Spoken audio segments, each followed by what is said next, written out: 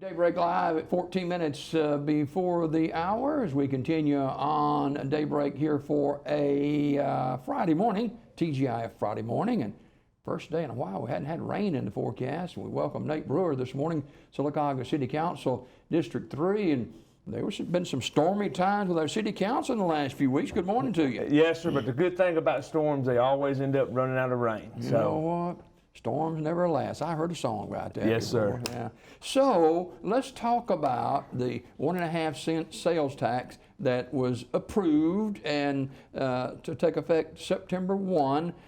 Some people are confused about this. Kind of walk us through what's developed with this. Here's what's going on. The sales tax did pass, and it went 3-2 with me and Ms. Heath not voting for it.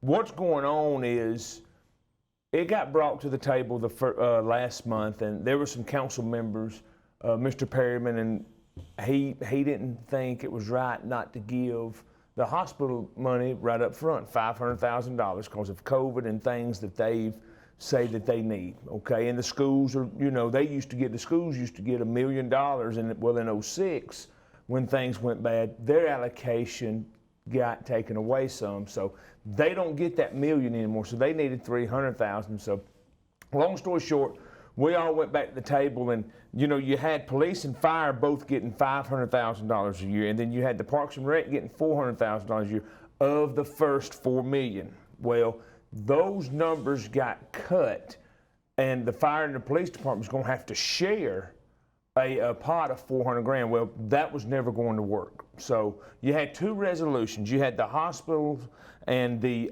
schools and the police and the Parks and Rec and Capital all in one pool, where the numbers were not exactly where some of the rest of us on the city council thought they should have been. So what we ended up doing, the sales tax passed, and me and Ms. Heath really didn't, well, I speak for myself, we really didn't want to vote on any of it. But as we was talking amongst ourselves, it is our responsibility to make sure we spend the taxpayers' money wisely. So what we ended up doing, they voted sales tax in, we voted in the resolution that we all come up with to start with the Parks and Rec getting their funds. At the end of the day, we have to take care of our house. We have to take care of our first responders, our street, fire, our infrastructure, our old debt.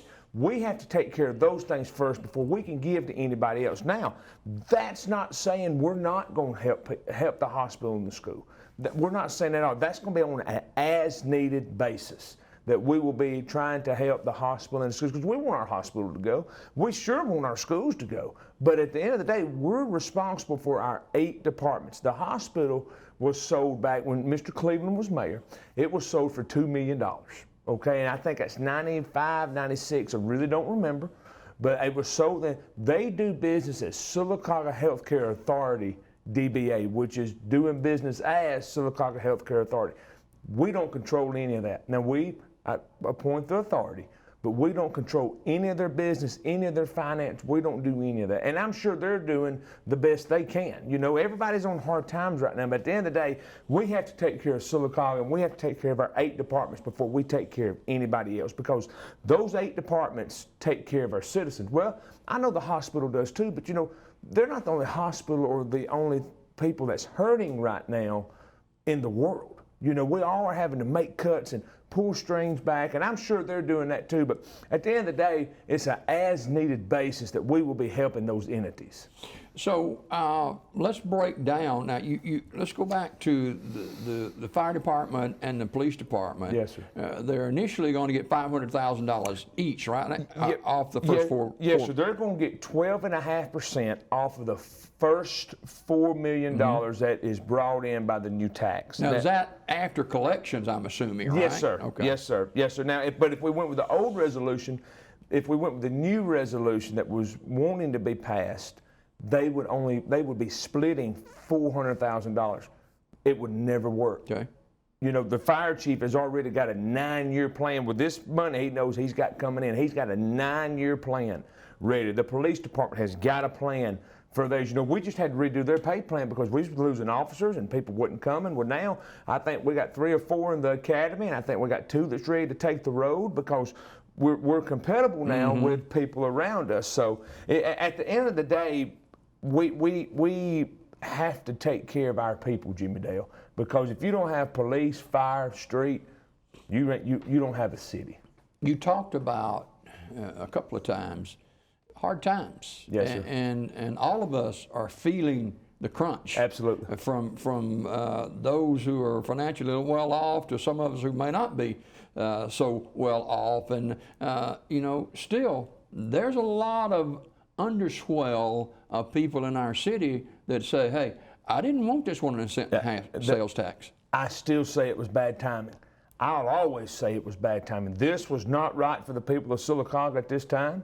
What we should have took away from entities that we already give to. You know, if we have to cut back at home, those people should have to cut back too. And I'm not being ugly. I'm just saying if we're having to give $600,000 a year here or $750,000 here or whatever, we should have to take some of that back before we raise taxes and pass it on to the taxpayers. But that didn't happen. I lost that battle. I'm sorry we lost that battle, but I will promise you this. I will make sure that we spend this money wisely and that we always do the right thing, because at the end of the day, this is the taxpayers' money. This ain't my money.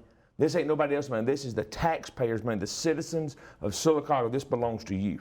And certainly the Coosa Valley Medical Center is the largest employer in our city. Yes, sir. And they provide a lot of services. And it besides just health care, they do a lot of different things for our community and with our community. We don't want to see them fold go under anything, but we still have to take care of our people first. Yeah, no doubt about it. Nate Brewer he's Sylacauga City Council District 3. What, is this your 3rd year now? Is it? Yes, sir. This is our third. This is our 2023. This is our 3rd year going in. I noticed it's been a little gray hair coming in there. Jimmy Dale, over the past 3 months, it's been gray hair, loss of hair, lack of sleep.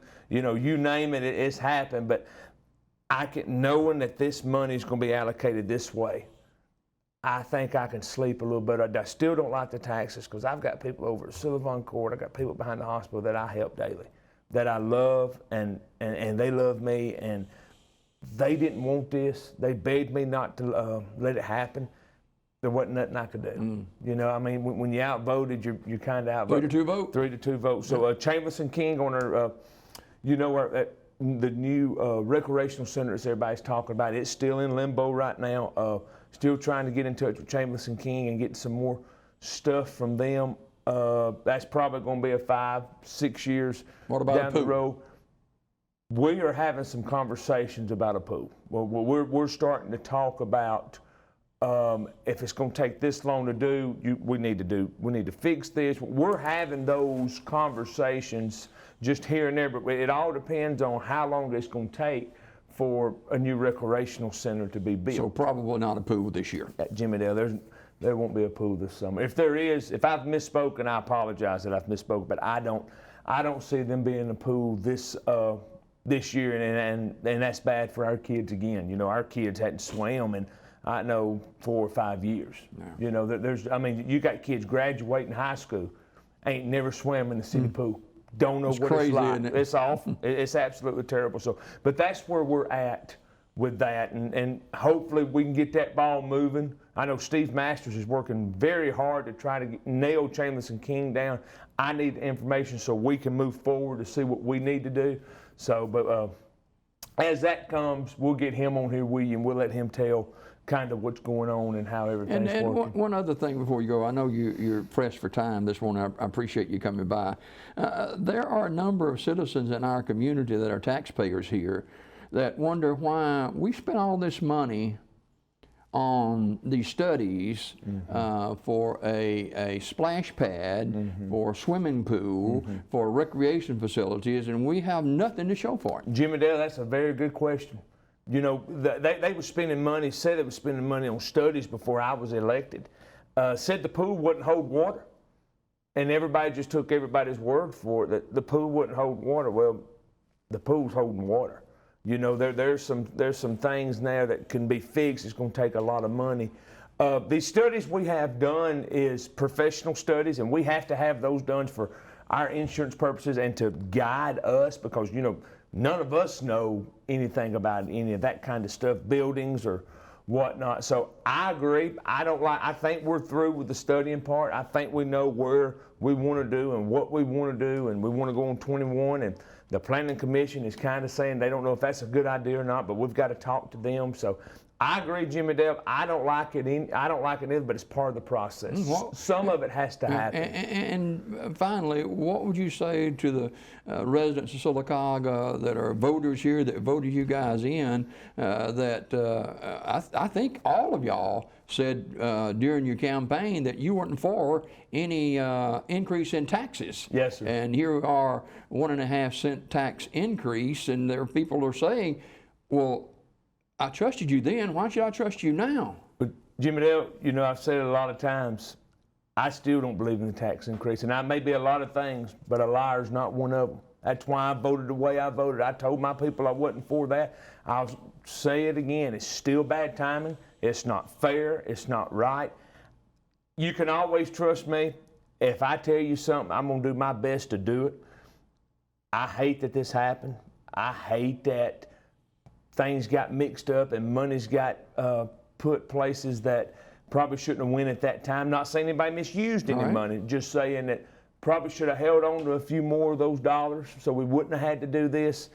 I'm always going to be fair. I'm always going to be honest. I'm never going to lie. So, and that's why I was a no vote on the tax increase, because I told my people no taxes. I mean, when you sat here and you asked me twice, are you for a tax increase? No, not until you make the right cuts. Now, if we'd have made the right cuts in my mind that I thought we should have made, I'd have had to come on here and own it. I'd have had to vote for it. But we ain't cut like we should.